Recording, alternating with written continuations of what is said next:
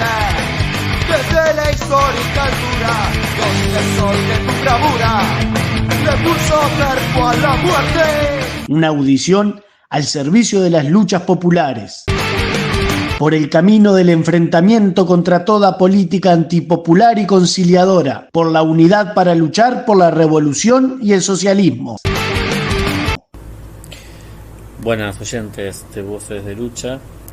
En este programa vamos a analizar un balance de la situación política del año 2023, continuando lo que hemos realizado en las dos primeras audiciones del año, donde abordamos la situación económica del país,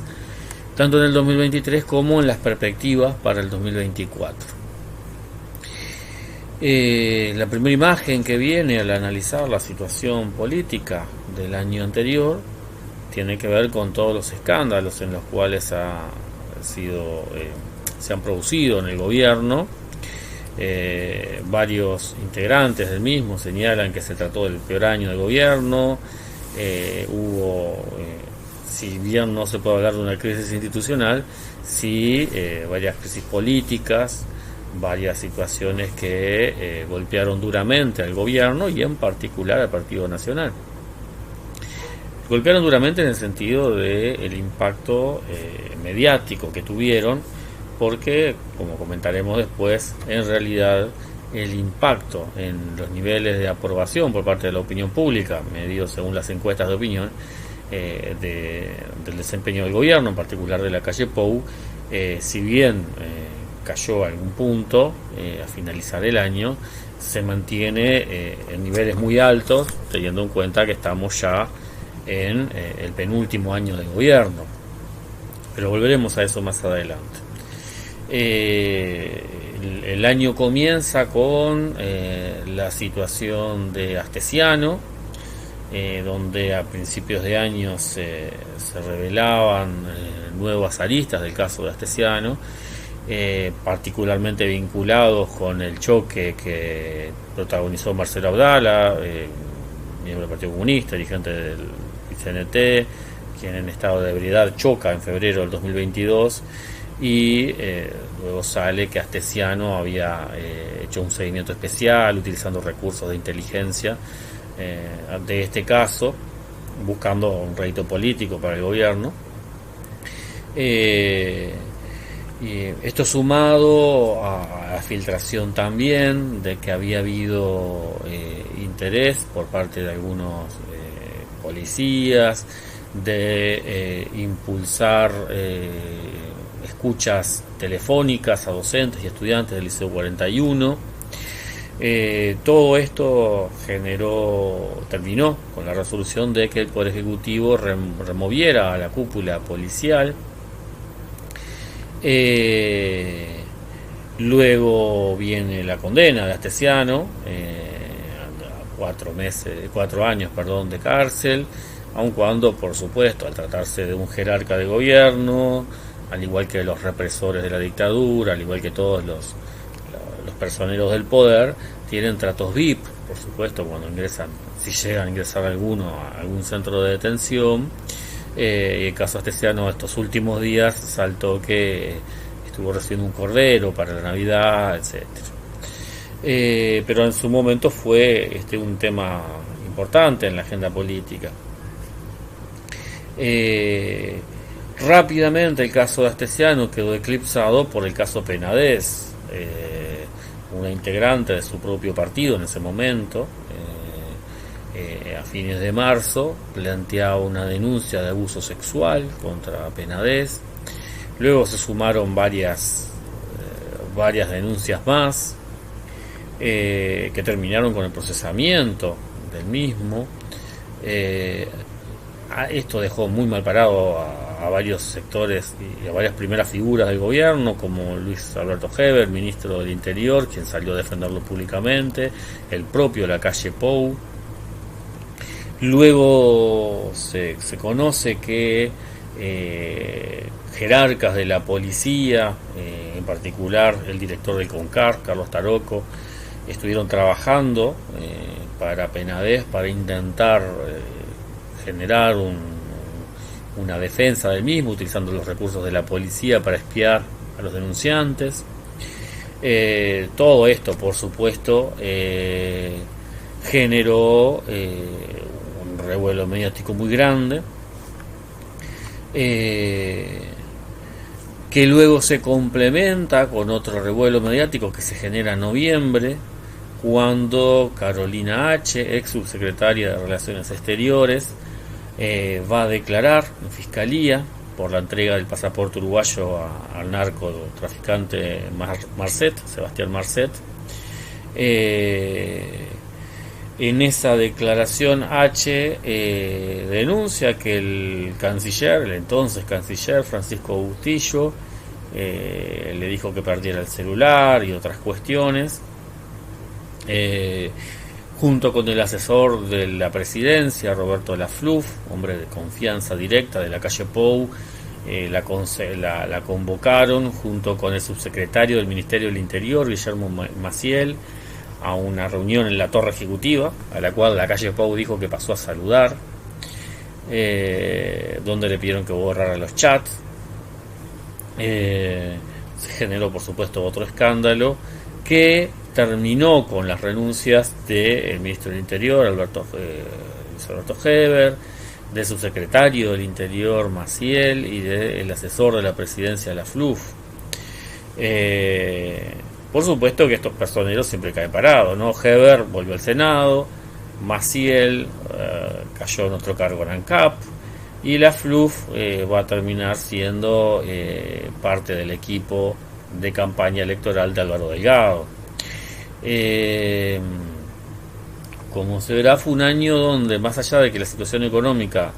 fue favorable para el gobierno, como ya analizamos en otras intervenciones, donde se logra por parte del gobierno controlar la inflación, donde según sus datos hay recuperación del salario real,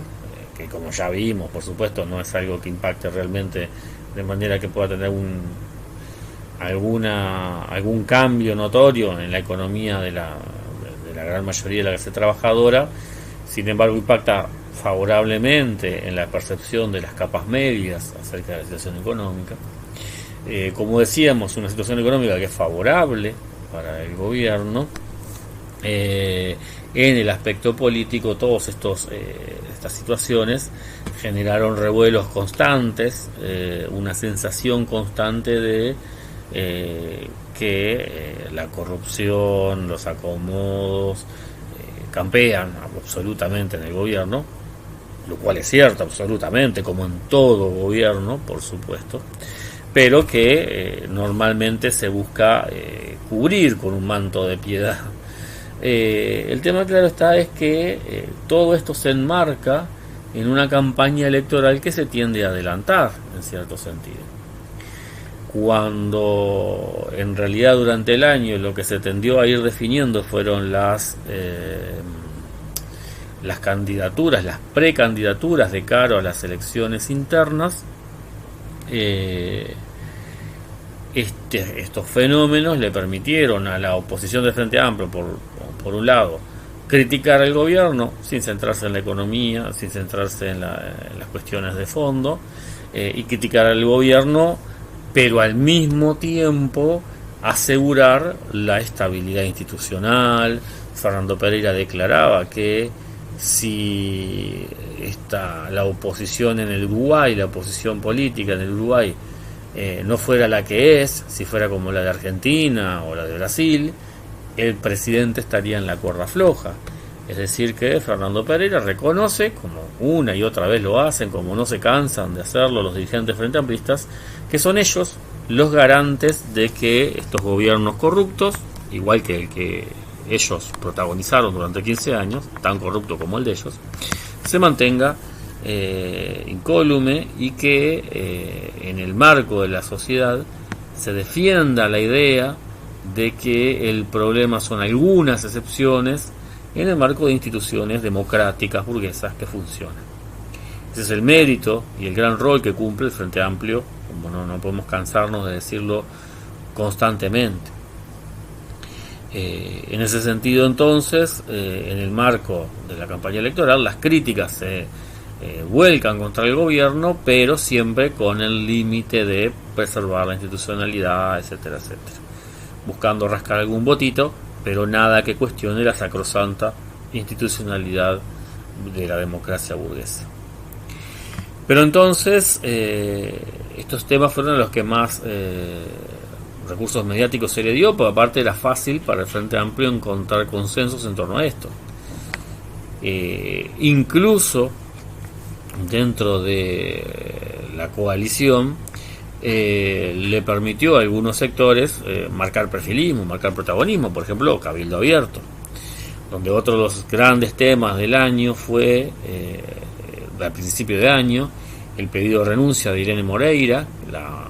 la esposa de Manini Ríos, ex ministra de Vivienda,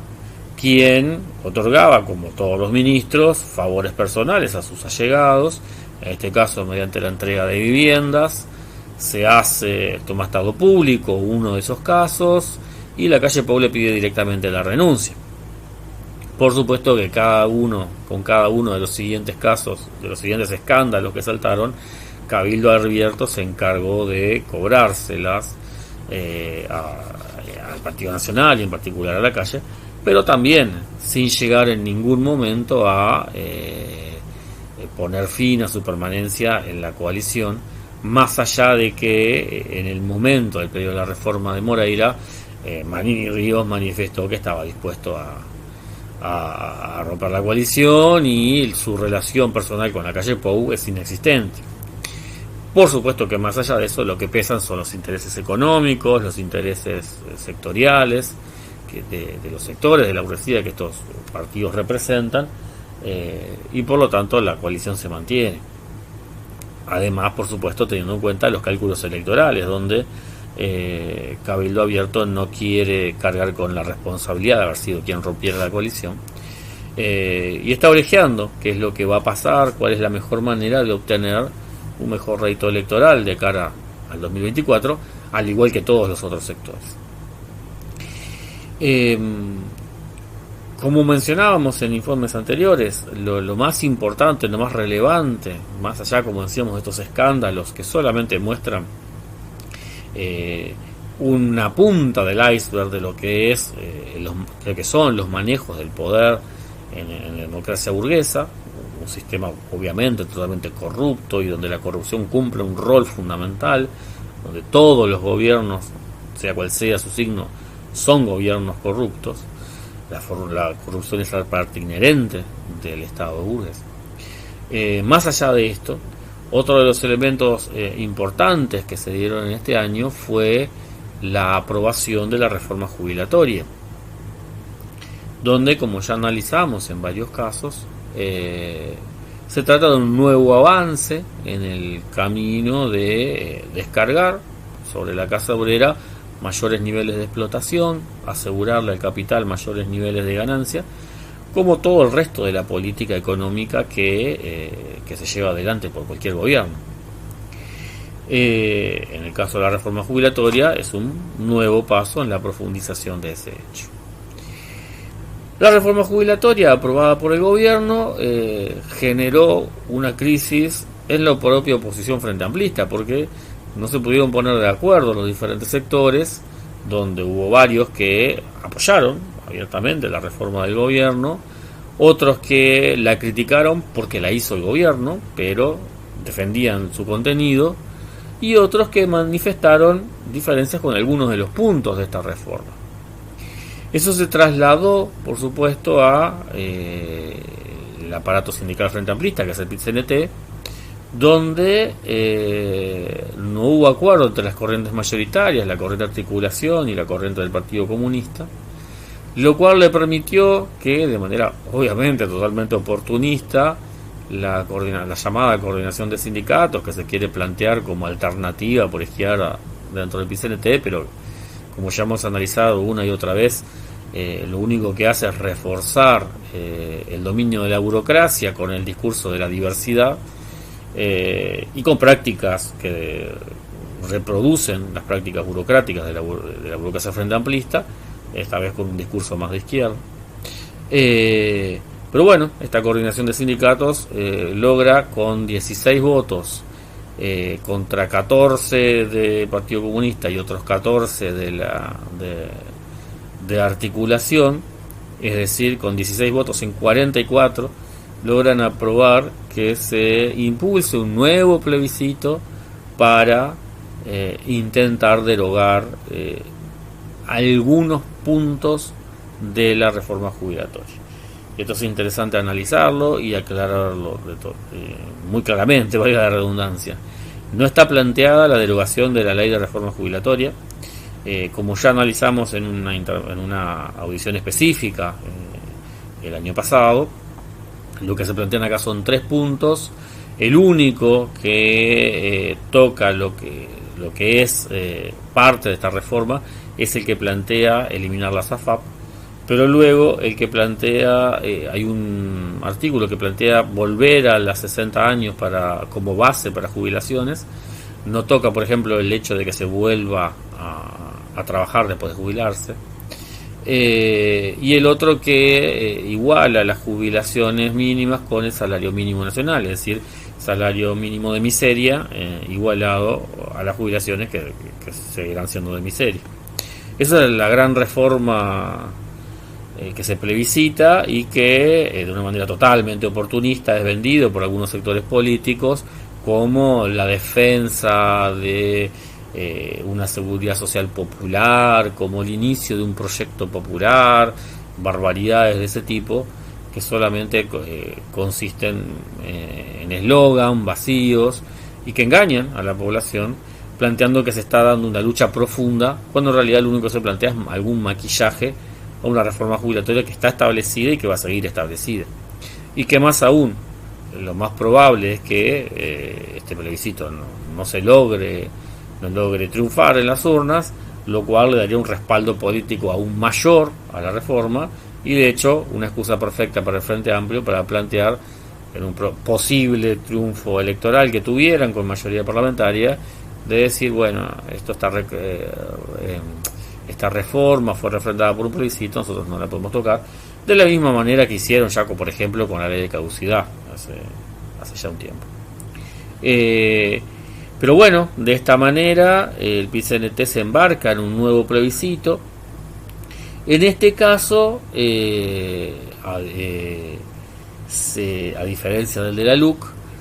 se embarca en un plebiscito donde en la mayoría de los sectores del Frente Amplio están en contra. Hay que acordarse que en el de la LUC, con la tramoya que hicieron de hacer un plebiscito por 135 artículos de una ley que tenía más de 500, lograron un consenso mayor en la interna del Frente Amplio. En este caso no lograron eso. El movimiento sindical queda embarcado en la recolección de firmas, sobre todo lo cual recae sobre aquellos sectores que se reivindican como de la alternativa de izquierda o la alternativa clasista dentro del PIT-CNT, pero claramente el Partido Comunista es el que logra el objetivo que se plantea en cada proceso electoral de embarcar al movimiento sindical en su conjunto en alguna campaña de recolección de firmas, algún plebiscito, para hacer campaña electoral abiertamente por el Frente Amplio con esa excusa. En este caso, eso es el rol que cumple el plebiscito de la seguridad social, es claramente el lograr embanderar a todo el movimiento sindical encolumnado detrás de la campaña electoral Frente Amplista, reforzando la posición de la burocracia con la consigna por parte de los supuestos, la supuesta alternativa clasista de la unidad, la diversidad con la burocracia sindical. De esta manera, entonces, la perspectiva que se abre ya para el año próximo es de una campaña electoral, obviamente ya abierta, de aquí a junio, con las internas, donde los bloques mayoritarios, los sectores mayoritarios, están claramente definidas las preferencias, claramente Orsi sobre Cose en el Frente Amplio, Delgado sobre Raffo en el Partido Nacional, y luego en los otros partidos puede haber alguna disputa menor, pero donde claramente se va perfilando Orsi versus Delgado como el posible balotaje. En ese sentido, las encuestas que ya comienzan a plantearse marcan claramente una continuidad con lo que se viene dando ya desde el 2019 en las elecciones, luego en las departamentales de 2020, luego con el referéndum de la LUC, que es un virtual empate entre las dos grandes coaliciones, entre la coalición Frente Amplio y la coalición que gobierna actualmente, donde la mayoría de las encuestas dan una superioridad por ahora al Frente Amplio, pero donde la diferencia porcentual oscila entre los 5 puntos porcentuales, que en el marco de una campaña electoral todavía no lanzada abiertamente, con candidaturas no definidas y con un alto número todavía de personas que se manifiestan como no sabe o no contesta respecto a su preferencia electoral, marca que el escenario de paridad se mantiene, es decir que seguramente será una diferencia pequeña la que residirá quién va a ser el próximo sector que va a ocupar el Poder Ejecutivo. Por supuesto que es indiferente para las clases populares ese resultado, en el sentido de que el programa de gobierno va a ser exactamente el mismo en los puntos esenciales, sea que gane Frente Amplio, sea que gane el Partido Nacional. Como decíamos al principio, todos estos escándalos que han sacudido al gobierno en el 2023 y que tuvieron un fuerte efecto mediático, poco han incidido en los números de aprobación del gobierno. La calle Pou termina este año con una aprobación superior al 40%, entre el 43, 45, 47%, dependiendo de la encuestadora, pero lo cual marca un porcentaje alto en lo que tiene que ver con un cuarto año de gobierno, sobre todo un gobierno que ha ajustado salarios, rebajado salarios masivamente, recortado el gasto, un gobierno golpeado por todos este tipo de escándalos, y sin embargo, gracias a la defensa de la imagen de las instituciones burguesas, gracias al cuidado que hace el Frente Amplio de la imagen presidencial, la imagen del actual presidente se mantiene en niveles muy altos de aprobación, lo cual es parte importante en la estabilidad que se busca del sistema político burgués. Para el año que viene, ¿qué podemos esperar? La agudización de la campaña electoral, la agudización de las disputas, una campaña electoral que se va a centrar en la discusión de si la bici se anda sí, si la bici se anda no, si Astesiano sí, si Marcet, los casos de corrupción que tuvo el Frente Amplio, los casos de corrupción que tuvo este gobierno. No se va a discutir la estructura económica del país, no se va a discutir los grandes elementos que tienen que ver con quién paga impuestos, quién no paga impuestos, en qué se gasta, en qué no se gasta, porque eso está decidido. Los que pagamos impuestos somos los trabajadores y la plata se gasta en beneficiar a los capitalistas. Hay total acuerdo entre el Frente Amplio y la coalición actual de gobierno en ese sentido. Hay total acuerdo en mantener la impunidad del aparato represivo y en aumentar el mismo, utilizando el aumento constante de la criminalidad, del narcotráfico, que es apañado por cualquier gobierno, sea cual sea su signo. Hay total consenso en estos aspectos centrales de la política, y por lo tanto la campaña electoral se va a centrar en las discusiones de aspectos de contradicciones secundarias, como mencionábamos, tal o cual escándalo, tal o cual caso de corrupción, tal o cual medida de gobierno totalmente secundaria.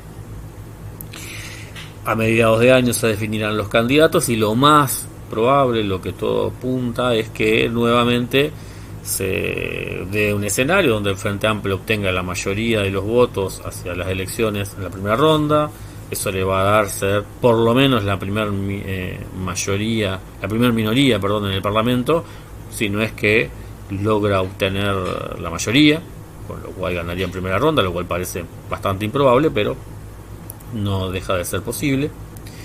De cualquier manera, como decíamos, el eje de la política no va a cambiar, y de cara a un eventual balotaje se perfila nuevamente un balotaje entre el representante del Partido Nacional y un representante del Frente Amplio. Parecería ser entre Corsi entre Orsi y Delgado. ¿Y qué pasa con la izquierda extra frente amplista? Pues bien, ya se ha anunciado un acuerdo entre 3 sectores: Unidad Popular, el PT, Partido de los Trabajadores, y otra corriente, otro partido de izquierda, Corriente de Trabajadores en Lucha, que se plantean como una alternativa por izquierda al Frente Amplio, y no deja de ser, por lo menos por lo que se ha presentado actualmente en forma pública, más que un acuerdo electoral en torno a la recolección de firmas por el plebiscito de la reforma de la seguridad social, lo cual es un reflejo de la política oportunista de la coordinadora de sindicatos en el plano sindical. Y bueno, a lo más que se puede aspirar por parte de estos sectores es a repetir lo que hizo la Unidad Popular hace 2 periodos de gobierno, con conquistar un diputado, donde vimos que el resultado fue de poco avance o nulo avance para los intereses populares, donde en ese caso se dedicaron a hacer acuerdos con Gandini para las elecciones del BPS, a votar junto con la derecha en algunos casos, y no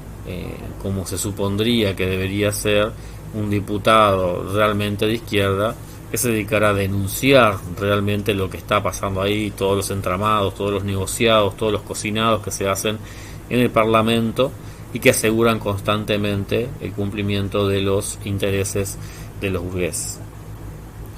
Es decir que mientras el Frente Amplio se prepara a disputar el gobierno en un nuevo periodo electoral,